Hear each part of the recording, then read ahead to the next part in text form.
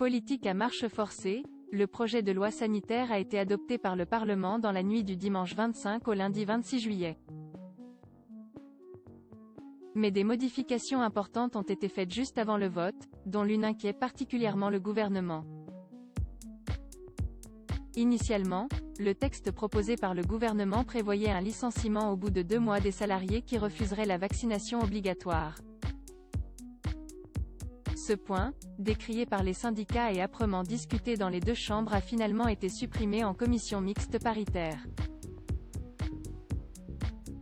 Le Covid est temporaire, les licenciements sont définitifs, a fait valoir durant les débats le rapporteur Les Républicains, LR, au Sénat Philippe Bas, pour justifier l'abandon du licenciement pour les réfractaires à la mesure.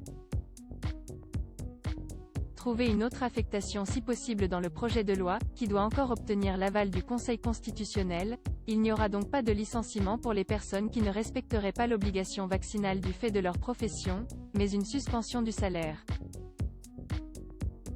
La suite après cette publicité. La mesure concerne les personnels de santé désormais obligés de se faire vacciner pour exercer leur profession, mais aussi les employés des établissements recevant du public qui refuseraient de se plier aux consignes du pass sanitaire comme les théâtres, cinémas ou à partir du mois d'août les bars et les restaurants. Plusieurs cas de figure ont été envisagés.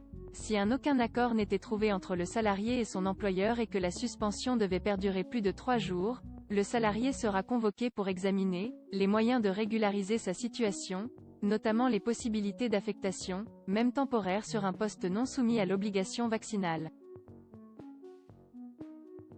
Si ces affectations ne sont pas possibles, d'autres options de rupture de contrat sont possibles, selon la nature de ce dernier. Par exemple, pour un CDD, une rupture de contrat peut être envisagée, ce qui permettrait aux salariés en cas d'accord entre les deux parties de toucher les indemnités de licenciement.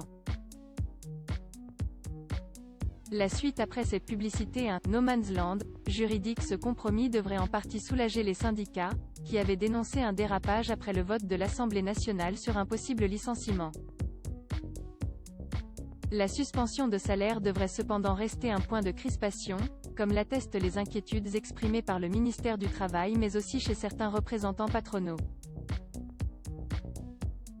C'est le cas de François Asselin, le président de la Confédération des petites et moyennes entreprises, qui a fait part ce lundi matin sur France Info de ses craintes sur « une sorte de no man's land, sans sécurité économique ni sécurité juridique, pour les salariés comme leurs patrons.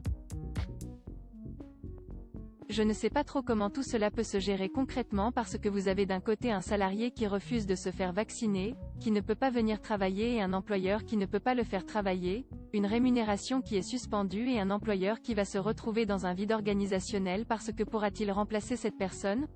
A résumé François Asselin. Parmi ces interrogations, la question du remplacement du salarié sanctionné, mais aussi celle de son indemnisation. La suite après cette publicité. Quel revenu pour les salariés sanctionnés ? Le salarié n'a pas droit au chômage. Il n'a pas le droit de travailler ailleurs, s'inquiète le président de la Confédération des PME. Et de souligner un des avantages du licenciement, désormais impossible.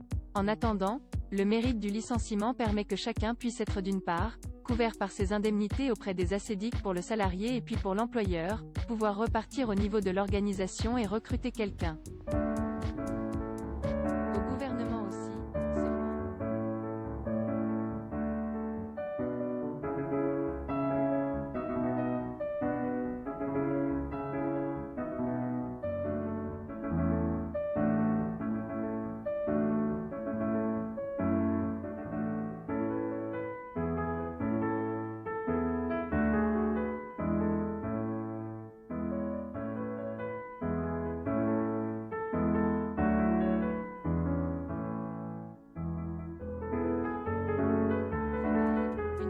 disciplinaire pourra être engagée sans le délai de 2 mois initialement prévu et sans la garantie d'indemnité de licenciement pour le salarié. La suite après cette publicité. Malgré tout, le Premier ministre Jean Castex, le ministre de la Santé, Olivier Véran se sont félicités du vote de la loi.